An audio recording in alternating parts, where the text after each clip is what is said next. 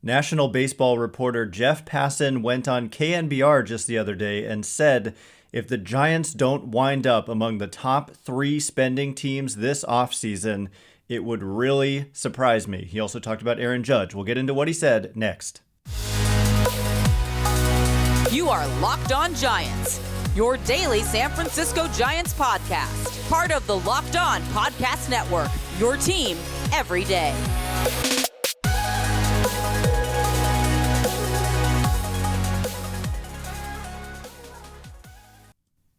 Hello and welcome to Locked On Giants, part of the Locked On Podcast Network, where it's your team every day. My name is Ben Kaspick, and on the show we provide daily episodes Monday through Friday, talking about the San Francisco Giants in a way that's data-driven and rational, but also simple, passionate, and accessible to all. I'm a former contributor for the baseball statistics and analysis websites Beyond the Box Score and Rotographs. I've been podcasting about the Giants since 2015, and I'm a lifelong fan. Thank you for making Locked On Giants your first listen every day. We're free and available wherever you get podcasts. And coming up on today's show, a lot to get into. Jeff Passan goes on KNBR, joins the show Papa and Lund, and I'm getting these quotes courtesy of NBCSports.com and Taylor Worth being the author of this article I'm reading that had the quotes. And basically, Jeff Passan, they talked about Aaron Judge, and Jeff Passan said that he views the Giants as a very possible landing spot for Aaron Judge. And none of this should really come as news, but it is significant that we have a national reporter just adding to the belief. It's not just because I've had some people kind of push back on me when I talk about how it is a real possibility that the Giants not just pursue and potentially sign a player of the caliber of Aaron Judge after what they have done the last several years under this new front office, which is nothing of the sort, right? They haven't come close to landing a player like this. So why are we all of a sudden saying that this is remotely a possibility at all? But there are reasons, and it's just reassuring. It should be reassuring to those who are skeptical to hear national reporters say this. So the quote that I referenced there in the beginning, he says, if they do not spend big, let's put it this way, if they don't wind up among the top 3 spending teams this offseason, it would really surprise me. And he repeats something that ESPN's Kylie McDaniel said earlier in the year, and we talked about at the time when, do you remember this article in ESPN by McDaniel about the top cores, just not the top, but ranking all the, quote, cores in baseball, which included players who were under club control for at least, I think it was 2 additional years after the 2022 season, and how good they were. And the Giants came in, what was it, second to last, I think third to last, maybe even second to last. And it was a problem. And McDaniel made the point that from his understanding of reading the industry, that the Giants are viewed as a team that knows that they need to supplement and add to that core in free agency this offseason. And Jeff Passan basically reiterates that same point. He says, there are guys there, but they need free agency. They need to supplement strongly in free agency, and they have the money to do so.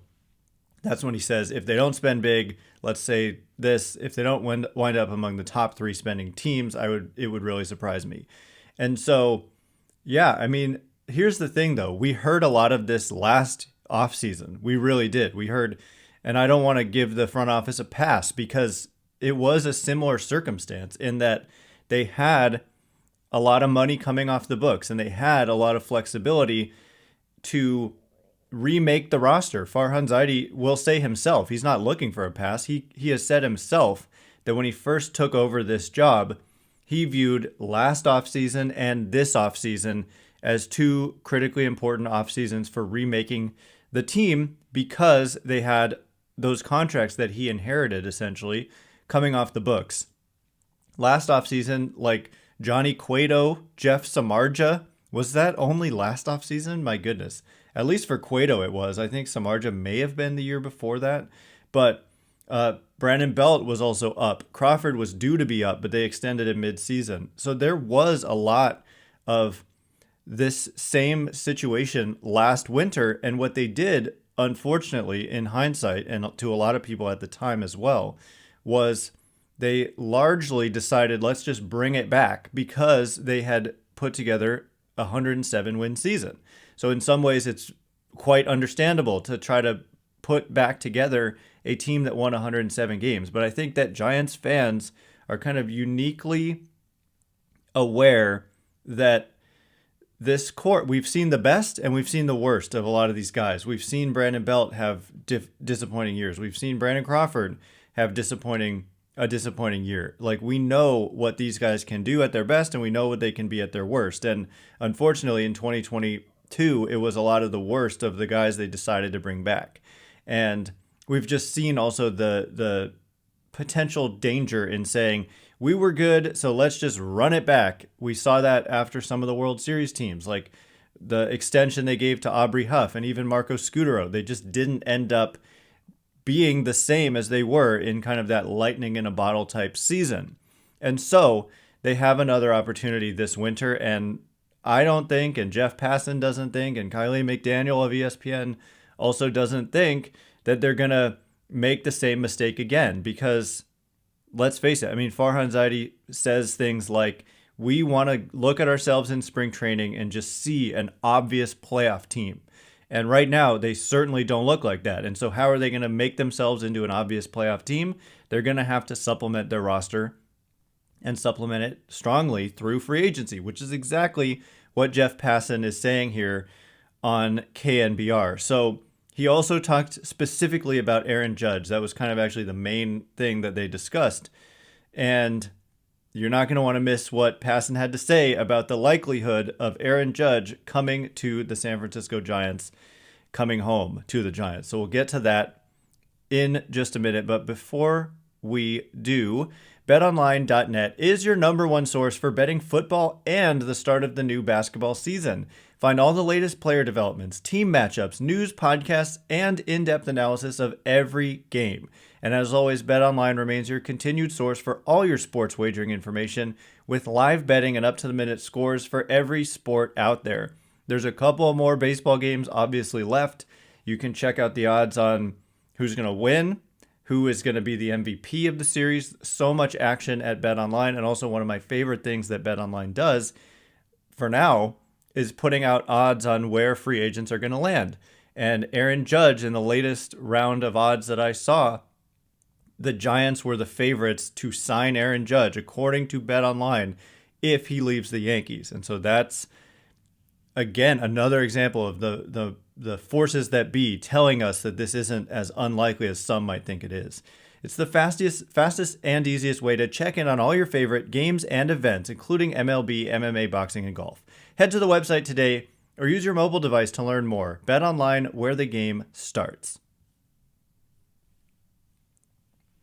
All right, as promised, we are going to talk about what Jeff Passan said specifically about Aaron Judge to the Giants. And so I didn't actually listen to the interview, but I'm assuming the way that this went down is they're bringing in all the guys. There was this reporter out of New Jersey, was it, that wrote this article that said the Giants won't be underbid, which is obviously a huge a typo, right? They won't be overbid is what that was supposed to mean.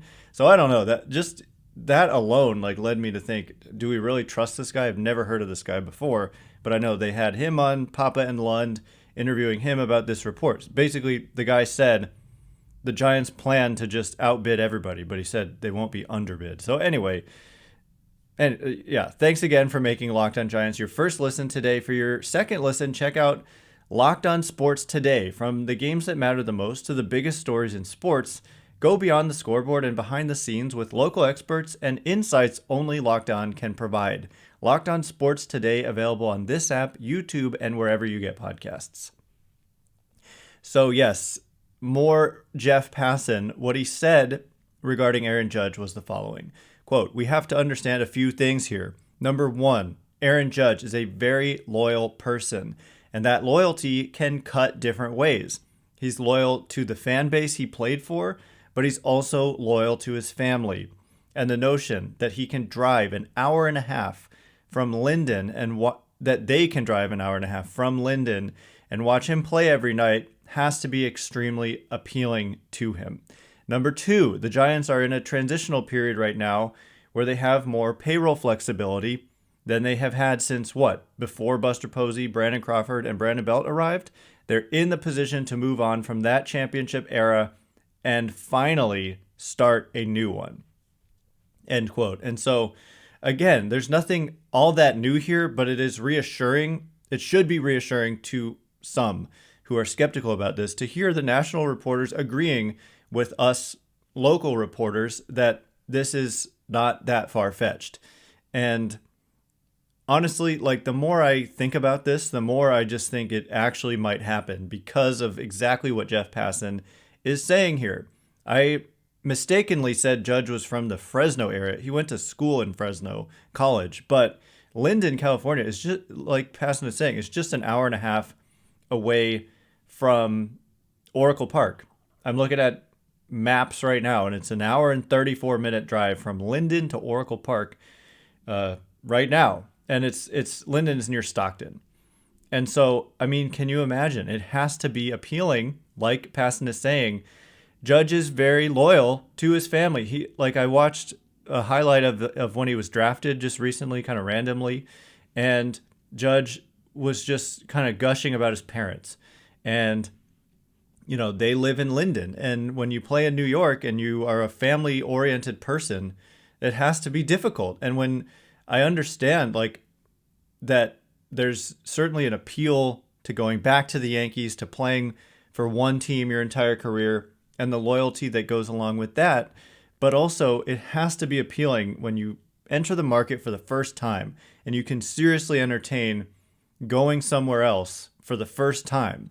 Because once you're drafted and before you reach free agency, you can't even talk to other teams. You're just a Yankee through and through, and that's it. But suddenly, you reach free agency for the first time, and then you're just like, hey, I'm going to test the waters here, and the Giants come calling, which is almost certainly they're going to come call. No, it's not even almost certainly. I can say unequivocally they are going to be pursuing Aaron Judge, no doubt. It's just maybe they might want to go shorter term for a higher average annual value, 6 years as opposed to 7, 8, 9 years. But the Giants will come calling, and then suddenly, if those offers end up similar, and you are Aaron Judge, and you're like, I have the chance to come home and play for the team I grew up loving. He talks about he was a huge Giants fan, Rich Aurelia fan, Buster Posey, Lincecum. He's one of us. He's a big Giants fan. Obviously, when you start playing, it changes things. But imagine, okay, I'm being offered $280 million by my hometown team, and my family's there, and I can come play for the Giants. All I need to do is say yes and sign on the dotted line. I can certainly imagine how that would possibly entice him. I don't know Judge personally, but just from everything we've heard, it just sounds like it could be a very real possibility. The pause I have, if Judge was 28, I think I would be more the pause that I have is that maybe the Giants themselves don't feel comfortable ultimately with what Judge ends up getting. And I think that this is where fans, certainly some of you listening right now, just throw your arms up in the air and say that is the same story we always hear. They are in the mix, but they just quite weren't willing to go as high as the other team went, and then they end up somewhere else. It's what happened in a way with Bryce Harper. It was 12 years versus 13 years. $310 million from the Giants versus $330 million from the Phillies. So it ended up being close. There was John Lester, on and on. And if Judge ends up going back to the Yankees and it's the Giants weren't willing to give him that one more year, people are not going to be happy about that at all. And so with expectation comes greater possibilities of being let down. And so that's the thing. Judge is going to be 31 in year one of a deal. And so if you're talking about a 7, 8, 9-year deal, every year of the contract, say it's a 6-year deal, means he'll be 36 in year 6. 7-year deal, he'll be 37 in the last year. 8-year deal, 38. And for a guy of his size, for that long, I just have real concerns about what it would look like towards the end. And just keep in mind, there are a lot of guys who have signed big free agent contracts at around this age, and it can be disastrous even early on. Like, think about Albert Pujols to the Los Angeles Angels, right? Like, that Albert Pujols was and still is considered one of the greatest hitters of all time. And yet he went to the Angels, and almost immediately it was a disaster, and it was a long-term disaster. It held that franchise back in a lot of ways, and it's one that they definitely regret doing, even though it's Albert Pujols. Like, Albert Pujols was so good prior to signing that deal, did show a little bit of signs of slowing down towards the end of his time with the Cardinals. And so I've seen Dan Szymborski of Zip's projections on Fangraphs writing about how the projection for Aaron Judge moving forward is significantly better than the projection was at the time for Albert Pujols, and the projection was at the time for, I think he also listed Miguel Cabrera as another example of a guy who signed a huge deal and was so good, and yet it has ended up not working out for the team that made that commitment to the players' mid and even late 30s. So that is where I would have some pause. But could the Giants decide, look, we're going to offer him $40 million a year and make it a 6-year offer as opposed to 7, 8, 9? Because if it's 7, 8, 9, you're not getting $40 million a year. Every year it gets shorter. The AAV should go up. Like, just to give you an example, Aaron Judge's season this year by Fangraphs was worth $91.4 million. So I would expect he never has a better season than he just had. It was one of the greatest seasons ever. His rookie season, by the way, was worth, according to Fangraphs, $69.2 million. And so if you get some great production a few times, like, it can be worth it. But, you know, the later you go, the more you're going to decline. And so the less the offer or the per year salary they're willing to give you is going to be. And so, I don't know, 6 years at $40 million a year, or maybe a little more, like, that's probably where the Giants would like to be. So anyway, coming up in just a minute, if they don't sign Aaron Judge, who are the other options? We talked about the shortstops yesterday, but I'm just going to run through some of the other guys as we are getting close to the offseason. World Series is going to be over before our next show. So we'll get to those guys in just a second. But first, all right, as promised, we're just going to run through some of the guys. I've made this spreadsheet. Those of you who were listening to the show last year, I'm going to make a lot of spreadsheets as this offseason goes on. What I love to do, and we're very close to this happening, is we're going to get these contract predictions from MLB Trade Rumors, from ESPN, from Fangraphs. That's probably the 3 sources I'll use. I think that MLB Trade Rumors ends up being the best. ESPN is in the mix. Fangraphs, I think they weren't the best last year in terms of predicting the contracts for the best players. And I'm talking top 50 free agents they do this for. And so we're going to look at all of these guys and end up saying, okay, well, this is roughly the contract they're going to get. Does it make sense for the Giants? And I can't wait for that. That's going to probably happen next week, that those will start coming out. But in the meantime, I'm just looking through. I've started to make a list of some of the better free agents. Like, I certainly captured all the guys who will get $100+ million, like the very best ones. And then I've thrown in the mix some other guys just for the sake of throwing them in the mix. And a couple days ago, we looked at all 4 of the free agent shortstops who you can make a case that Judge is the number 1 free agent out there, but then these 4 shortstops may be 2, 3, 4, 5. And you could make a case one of them goes ahead of Judge just simply based on age. But based on the seasons they just had in 2022, Judge is certainly number 1. But the other guys, besides Judge, as we've mentioned, Brandon Nimmo might be in that mix in terms of one of the top 5 free agents. I would have him a little below the shortstops, I think. But an underrated player who's averaged almost 5 wins above replacement per 600 plate appearances since the 2020 season, and a 138 weighted runs created plus. He's like an underrated offensive player. He's from Wyoming, which is a couple hours. He's from a town a couple hours away from Denver. And so playing for a West Coast team, I could see the appeal. not everybody wants to come home, but again, it's not San Francisco is not Wyoming, but you would be going to Denver a couple times a year, and certainly much closer than New York. And Nimmo is an outfielder. He's a left-handed hitter. He's a good runner. He's a good defender. He can play center. He can play corners. So I like Brandon Nimmo. There's also Wilson Contreras, a catcher. It is a big question for me. I'm watching these playoff games with, JT Realmuto of the Phillies. Martin Maldonado doesn't hit at all. So it is a contrast, but if the Giants had made the playoffs, could they really get away with someone like Joey Bart, who could just potentially be in that slump where he's just striking out literally half the time? I don't know that they can feel comfortable going into next season in that situation. So it is a possibility that they try to make a move at the catcher position, given the uncertainty that they have seen from the inconsistency from Joey Bart. There was real improvement for a time, but then as the season went on, he actually went back to those very high strikeout tendencies. So Wilson Contreras, free agent catcher, really good hitter. I still see him as a possible fit.